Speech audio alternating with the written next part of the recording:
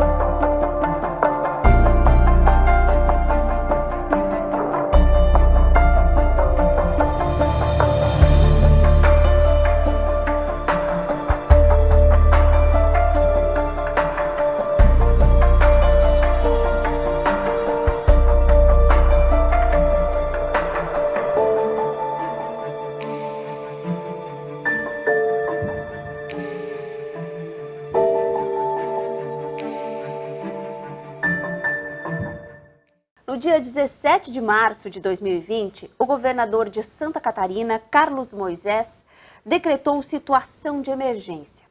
Foi dado início à quarentena para enfrentar a pandemia. Lojas, restaurantes, bares, academias, escolas, universidades e muitos outros estabelecimentos foram fechados. A Unesc, mesmo antes do decreto, suspendeu as aulas e os colaboradores começaram a trabalhar de casa em sistema home office. Uma das primeiras reportagens que fizemos neste período foi para tentar conhecer o novo coronavírus.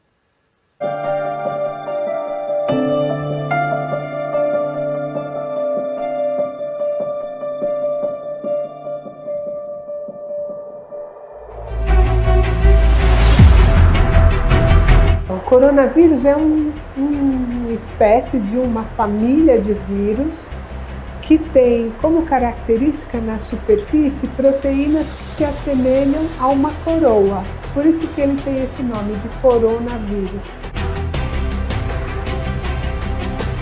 O que a gente sabe que tem contato, então é o primeiro aerógeno. Então eu respiro aqui, eu tuço aqui, eu espirro aqui e você pega aí. Então essa coisa de transmissão por via aérea. E a gente também tem descrição de contato. Então eu tuço na minha mão, ponho a mão em cima da mesa, saio daqui e o vírus fica aqui em cima da mesa. Você chega depois de mim, passa a mão na mesa, põe a mão perto dos olhos, perto do nariz ou da boca, ou se alimenta de alguma coisa, e aí ingere ou inala o vírus e pode adquirir a doença. O diagnóstico, de certeza, é feito por biologia molecular, ou seja, sequenciamento do material genético. A gente tem que pesquisar numa secreção de via respiratória, coleta um pouquinho dessa secreção, leva para um laboratório adequado, onde se faça a biologia molecular e eles vão sequenciar um pedacinho do RNA do vírus, e se achar esse pedacinho é dado como positivo, se não achar é dado como negativo. Você viu que no começo da epidemia a gente só podia fazer no Adolfo Lutz em São Paulo ou na Fiocruz. Agora eles já prepararam os laboratórios centrais, os LACENs nos estados, então a gente já está fazendo aqui em Florianópolis. Grupos de risco, a princípio, pelo que a gente vê da mortalidade, são pessoas idosas, acima de 50 anos já começa a ter uma curva maior, então aumenta o dobro de 50 para 40, o dobro de 60 para 50 e 3 vezes ou 4 vezes de 80 para 60. Então, à medida que vai aumentando a idade, a probabilidade de doença grave e óbito aumenta também. Outro grupo de risco são pessoas que têm alguma comorbidade ou já têm alguma doença, já tem algum problema, já faz tratamento para imunossupressão, né? Doenças com imunossupressão, então você faz um transplante, você toma imunossupressor, você tem uma doença autoimune, você toma imunossupressor. Então parece que quem tem doença, outra comorbidade, tem mais chance de desenvolver quadros graves. Existe uma membrana chamada alvéolo capilar, essa membrana espessa. Quando ela espessa, ela aumenta a distância pelo qual o oxigênio tem que passar para o lado de lá, então isso dificulta. Isso causa um edema, um inchaço, né? Esse espessamento é por acúmulo de líquidos, então fica mais difícil de você capturar no sangue o oxigênio que você respira, então você fica em insuficiência respiratória. Primeiro, higiene, lavagem das mãos. Se não tem pia no local, aí o álcool em gel é uma boa medida, porque ele tem característica de ser um antisséptico virucida, bactericida. Depois, aquela etiqueta da tosse, que é a coisa de não tossir na mão, se usar o lenço de papel, jogar fora e lavar as mãos. Tossir no cotovelo, né? Evitar de ficar em lugar fechado, abrir janela, deixar ventilar, isso tudo já também ajuda. A gente tem que tentar levar a vida o mais normal possível, se programar para sair menos de casa. Se as pessoas vêm do exterior, tem que ficar 7 dias dentro de casa em quarentena, se não tiver nenhum sintoma. Se tiver algum sintoma, tem que procurar o sistema de saúde para fazer o exame, esses que vieram do exterior. São essas coisas que a gente deve fazer. A Unesc começou então o processo de preparação para esse período de pandemia. Foi criado um comitê com a participação de diversos especialistas da universidade para a criação de protocolos de biossegurança e também para a preparação das aulas mediadas por tecnologia. A universidade demonstrou a sua inovação e o pioneirismo no enfrentamento da pandemia. A agência de comunicação também se destacou na produção de conteúdo informativo sobre a doença, sendo um canal entre a universidade e os veículos de comunicação, auxiliando na produção de conteúdo por meio da expertise dos especialistas da universidade.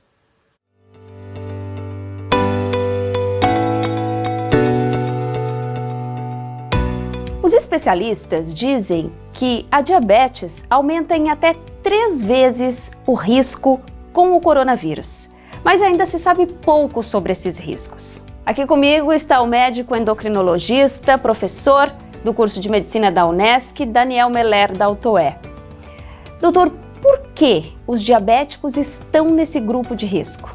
Um grande aprendizado é que os pacientes diabéticos, principalmente os descontrolados, eles estão sempre na linha de fogo, seja no maior risco para as patologias do coração, seja para maior risco das infecções em geral, e não é diferente agora para um quadro importante, um quadro viral importante que é esse do coronavírus. As defesas do corpo estão mais suscetíveis, né, por diversos motivos, tendo em vista que o diabetes é uma doença que mexe com inúmeros sistemas do corpo, né, ela mexe tanto com o sistema nervoso, mexe com diversos outros sistemas, mas o mais ligado é isso, né, liga diretamente a parte cerebral e a parte de defesa. O diabético por si só, ele já tem um risco aumentado de problemas com infecções. E agora no coronavírus, aumenta a chance muito de ficar na UTI e infecções muito mais complicadas, infecções generalizadas. Os diabéticos têm muito mais risco de sepse, por exemplo. Então, eles têm sim um risco maior, mas o controle é muito importante. E nesse caso, cuidado com o controle e com os idosos que já têm ainda mais deficiência imunológica é primordial. Perfeito. Temos mais diabéticos entre mais idosos e estamos vivendo mais. Com isso, a população brasileira de diabéticos idosos também é maior. Os tratamentos melhoraram, mas o grande ponto precisamos melhorar a adesão. Os pacientes diabéticos precisam tratar melhor, porque sabemos que tem um grupo grande ainda que ainda vai relaxando. Hoje eu não vou tomar o remédio, amanhã ou depois, amanhã eu vou passar na farmácia e vou comprar. Então, aderem pior ao tratamento, com isso aumenta os riscos de problemas e chegam às vezes numa complicação como essa com uma glicose muito mais alta no hospital. Quando chega num quadro infeccioso com uma glicose muito mais elevada, a gravidade é muito maior, o risco de morte após essa hospitalização é muito maior, os estudos já mostram isso. Claro que o coronavírus é muito novo, a gente não sabe, mas muito provavelmente vai ser igual. O risco numa cirurgia de urgência, o risco por um processo grande como esse, com certeza é maior. E o que fazer, então, além de ter controlada a glicose? O grande ponto é ter disciplina. Estamos num momento agora de isolamento social. O pessoal está mais em casa, com isso vai ter menos atividade física, vai cuidar um pouco menos em relação, talvez um pouco menos na dieta. Temos que ter disciplina para fazer o teste, monitorar o diabetes, monitorar a glicose frequentemente antes das refeições, saber a importância de estar sempre controlando, não ousar muito na dieta, né, uma dieta restrita, um cuidado, né, beber bastante líquido. Eu acredito que dá para se preservar. E os idosos, a recomendação é do Ministério da Saúde e o que a gente já está vendo da tragédia italiana.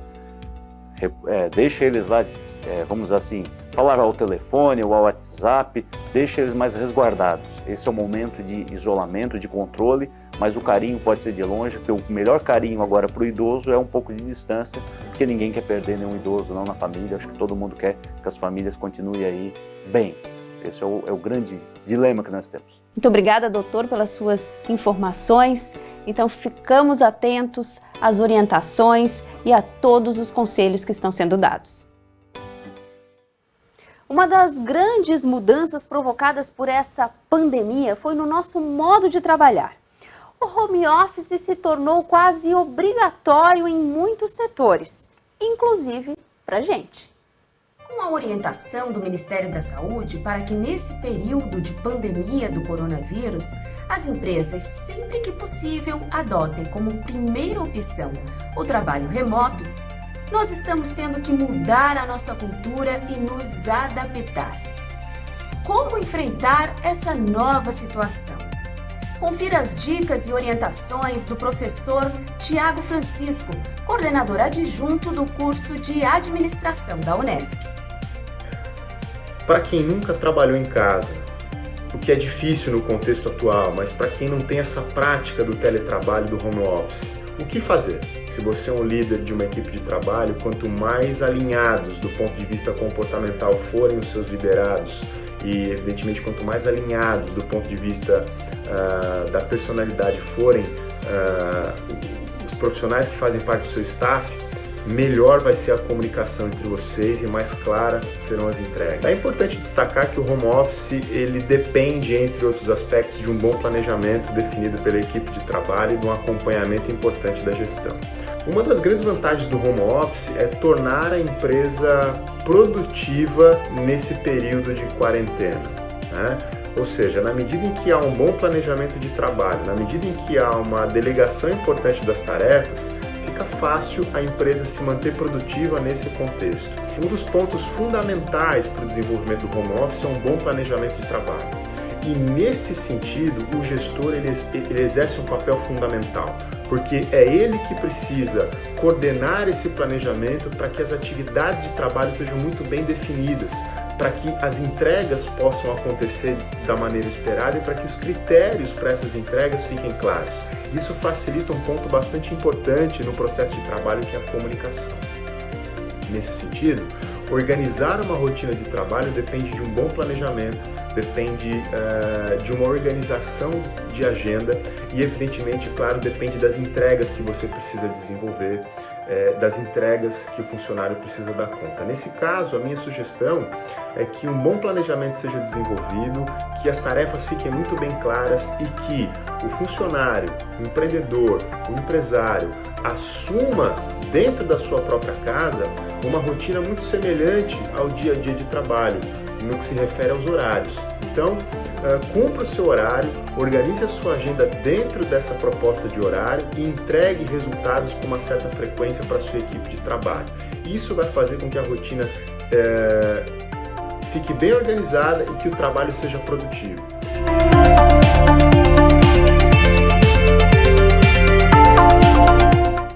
E durante essa pandemia, nós também tivemos que mudar muitos de nossos hábitos.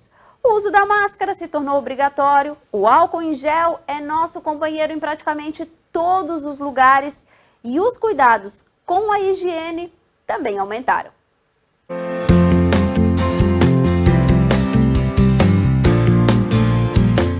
Olá pessoal, eu sou a professora Alessandra do curso de Nutrição da Unesc e preparei esse vídeo para vocês para mostrar a importância de fazer a higienização correta dos hortifrutis.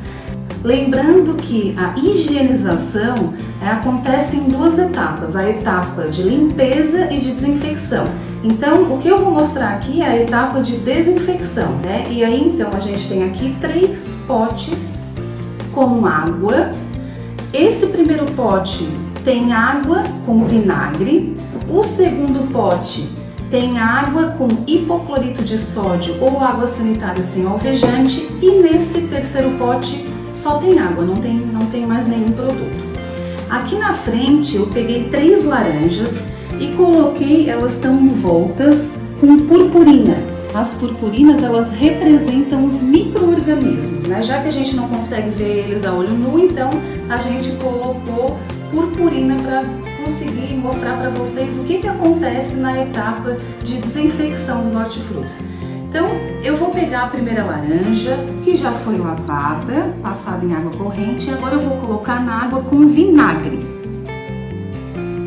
Vocês podem ver que se a gente coloca o hortifruti em água com vinagre, os micro-organismos continuam nos hortifrutis, ou seja, a água com vinagre não consegue matar os micro-organismos. O mesmo acontece se eu mergulhar essa laranja, que está cheia de micro-organismos, representado pela purpurina rosa, em água, somente água. E agora aqui eu vou mergulhar a laranja na água com solução de hipoclorito de sódio, né, ou água sanitária. Então, para cada 1 litro de água, a gente coloca 1 colher de sopa de hipoclorito de sódio. Então, quando a gente mergulha o nosso hortifruti em hipoclorito de sódio, é isso que acontece com os micro-organismos, né? Eles morrem, e lembrando que tem que deixar 15 minutos, né, nessa solução, né? Eles morrem, ou seja, a gente vai ter, né, os hortifrutis higienizados. Para mostrar para vocês mais uma vez a importância de fazer a etapa de desinfecção corretamente, né, dos hortifrutis. Espero que vocês tenham gostado. Grande beijo e até mais!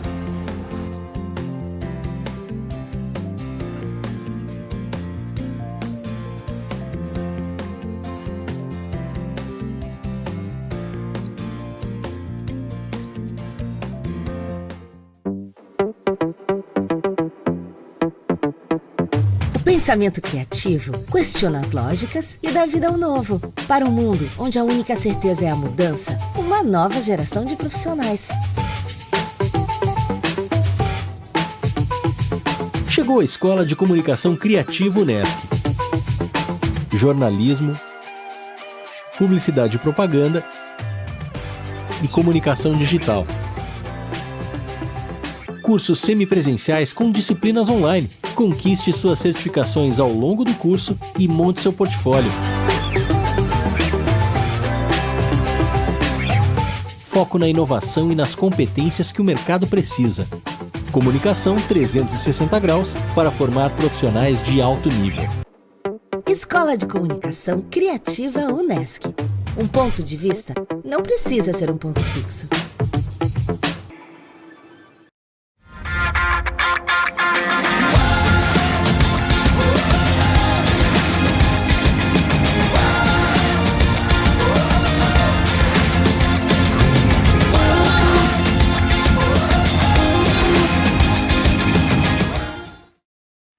É hora de recomeçar. A Unesc está com matrículas abertas para os cursos de graduação com início neste semestre. Tudo na Unesc foi pensado para o estudante viver o melhor da experiência acadêmica. Um lindo campus amplo e arejado, salas adaptadas com tecnologia inovadora e toda a universidade alinhada com os melhores protocolos de biossegurança.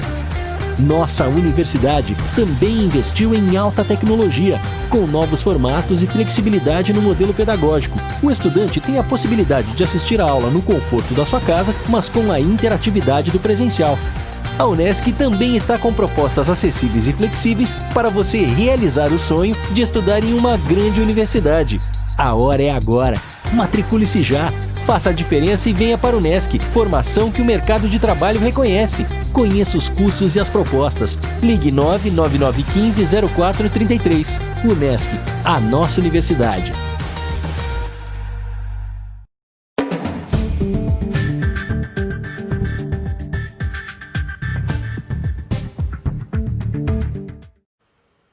Uma das maiores dúvidas da população durante esse período de pandemia era em relação aos medicamentos que poderiam ser usados para combater a Covid-19. Tanto que esses vídeos estão entre os mais acessados no nosso canal no YouTube.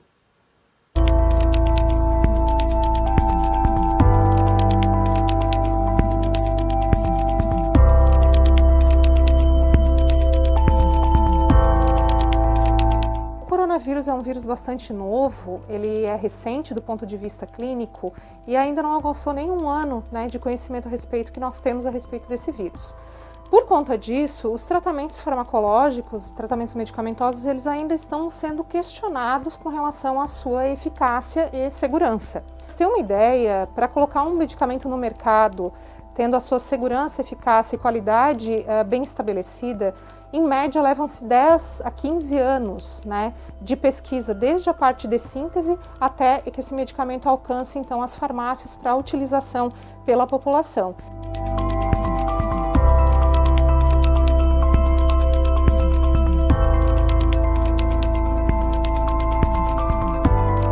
Desde o início da infecção, tem sido discutida uma série de medicamentos que podem possivelmente ter um efeito sobre o vírus.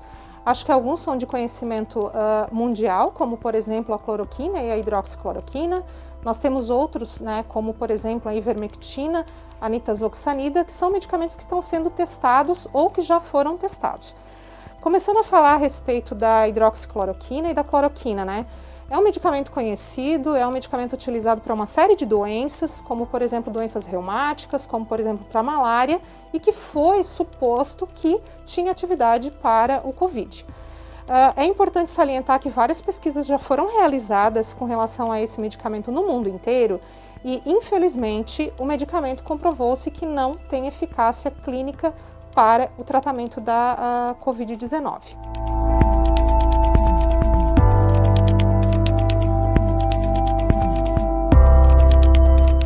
Com relação à ivermectina, que é um medicamento utilizado para parasitoses, ela também vem sendo testada em alguns países, inclusive no Brasil, mas até o momento não temos ainda a segurança e eficácia para a Covid-19. Então, também é um medicamento que está sendo testado, mas ainda não temos segurança na sua eficácia. Nós temos diferentes gravidades e esses pacientes são tratados de maneira diferente.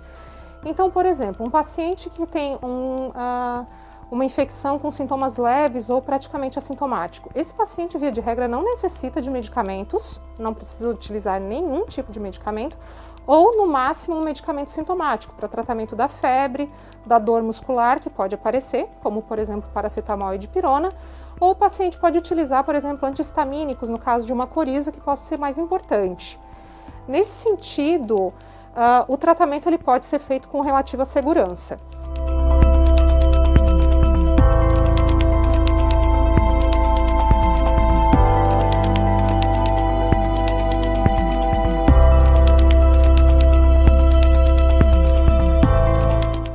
Um paciente no estado mais grave ou gravíssimo, ele pode ter uma tempestade inflamatória, que a gente chama. Essa tempestade inflamatória, muitas vezes, ela pode ser tratada com medicamentos como, por exemplo, os corticoides, que é, por exemplo, a prednisolona. Ela pode ser útil, ou a dexametasona também, que é um outro corticoide, pode ser útil no tratamento dos casos graves, porque vai controlar essa tempestade inflamatória.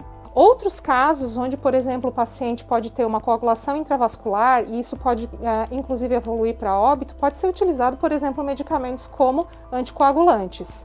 Mas, de novo, tudo vai depender da gravidade do paciente para ele necessitar de medicamentos como, por exemplo, os corticoides, como é o caso da prednisolona e da dexametasona, ou de anticoagulantes, como é o caso da heparina. Mas eu gostaria de deixar bem claro que a dexametasona é um medicamento que é um anti-inflamatório esteroide, ele tem um efeito imunossupressor importante e que no quadro de um paciente com sintomas leves, a dexametasona pode muito mais agravar o quadro do paciente do que melhorar o quadro desse paciente.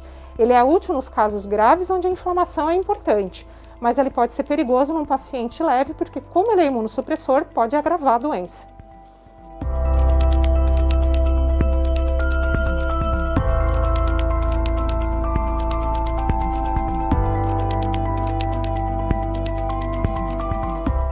Muito se fala a respeito do uso de vitaminas e suplementos para a melhora do quadro do Covid, mas até o momento o que se sabe é que tanto substâncias como zinco, vitamina D, suplementos, minerais e outros, eles têm uma ação sobre o nosso sistema imunológico importante, mas que já é natural, não é uma ação contra o vírus, mas sim manter a nossa homeostase, o que é o mais adequado. Então, na verdade, o mais adequado é que a gente mantenha uma alimentação saudável, bons hábitos de vida, doenças crônicas controladas, do que utilizar medicamentos ou suplementos de maneira aleatória. No caso de uma suspeita de infecção por Covid, seja por apresentação de sintomas, seja porque entrou em contato com um indivíduo positivado, o mais adequado é que nós procuremos uma unidade básica de saúde de referência para fazer então o processo de triagem e a testagem para garantir se existe ou não a infecção por Covid. Não é adequado que se use medicamentos por conta própria. A prescrição dos medicamentos para tratamento do Covid são de exclusividade do profissional médico para garantir a segurança e a eficácia para esse tratamento. Então, a grande recomendação que a gente precisa ter hoje é manter os cuidados não farmacológicos de distanciamento social, uso de máscaras, uso do álcool em gel, a lavagem de mãos e evitar situações onde a gente pode ter aglomero de pessoas. Então essas são as recomendações gerais e evitar então o uso de medicamentos por conta própria.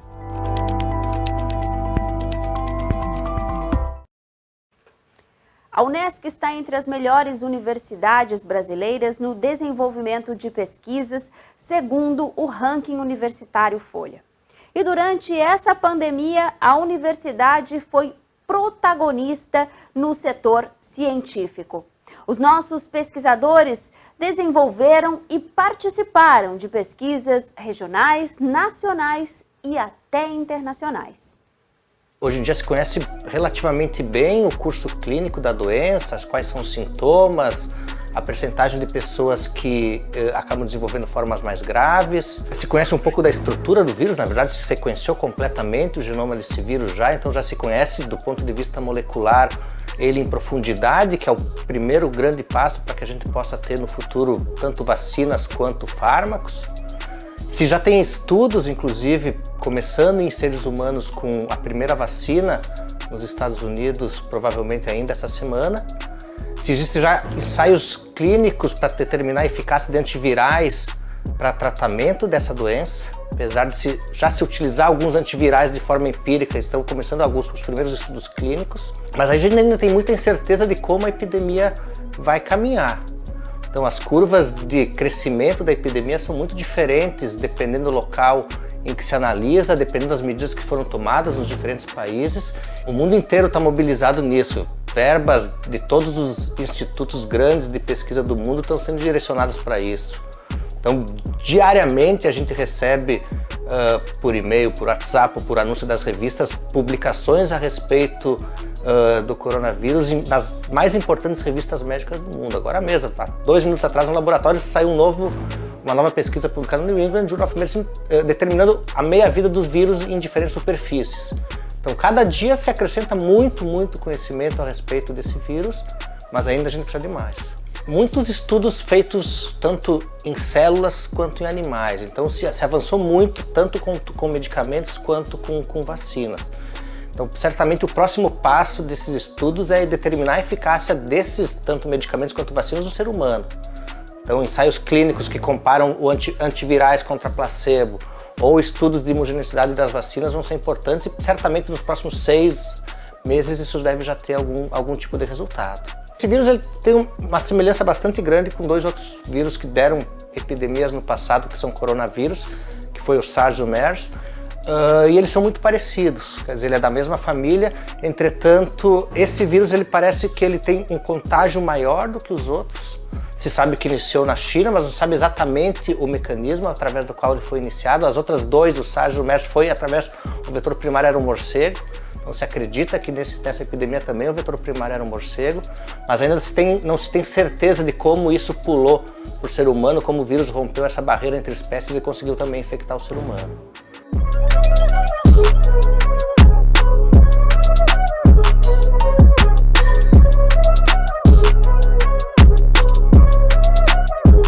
Em 2020 foi o ano em que nos reinventamos, reavaliamos nosso modo de vida e os nossos hábitos. A pandemia trouxe muitas mudanças, nos obrigou a olhar o mundo de forma diferente, a repensar as nossas prioridades. E nos mostrou que o mundo é grande, mas ao mesmo tempo tão pequeno. E que as fronteiras que nos dividem também nos aproximam. Estamos unidos e muitas vezes lutamos contra os mesmos inimigos. No próximo programa, vamos continuar falando da Covid-19 e vamos relembrar os projetos desenvolvidos pela universidade durante a pandemia. Até lá! Até pouco tempo, acreditávamos que tínhamos tudo sob controle. Fizemos planos e projetos. Imaginamos um 2020 muito melhor. Um ano para realizar sonhos. Parecia que tudo caminhava na justa direção. Estávamos indo em busca de nossos projetos e sonhos. Mas então, o invisível se fez notar. O invisível que mudou tudo.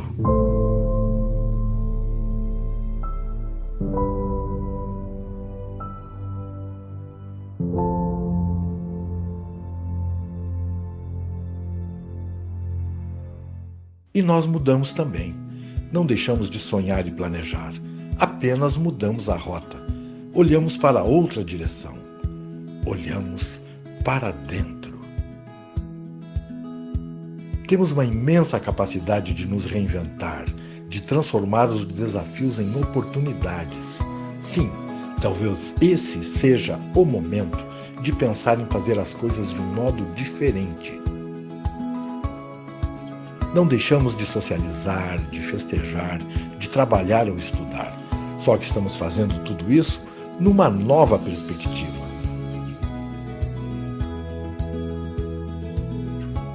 Porque o futuro é agora. Não podemos parar.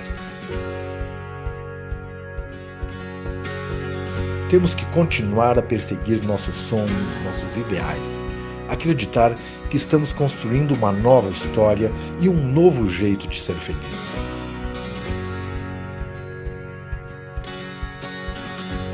Mesmo separados, estamos juntos, na esperança de que tudo passe. E vai passar. Quando isso acontecer, seremos mais fortes, seremos diferentes, seremos outros.